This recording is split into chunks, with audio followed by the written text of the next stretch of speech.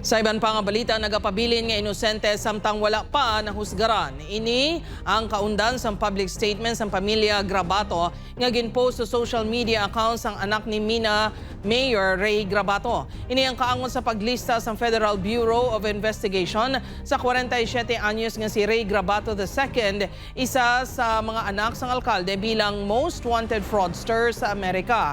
Base sa post sa website ng FBI, si Ray II ang nagapangatubang sa mga kaso nga conspiracy to commit securities fraud, conspiracy to commit wire fraud kag conspiracy to defraud the United States with respect to tax. Ini ang kaangon sa ginaligar investment scam nga nagabalor sang $650 million o kung masobra sa 39 billion pesos. Kaangon sini nagatanyag ang FBI sang $150,000 o kung masobra 9 million pesos nga reward para sa makahatag sa impormasyon angot sa suspect.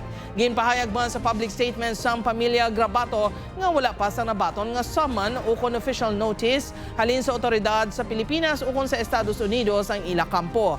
Nagapaayo kuno si Ray II matapos maka-eksperyensya sang severe stroke. Wala mapahayag kung sa diin ini subok.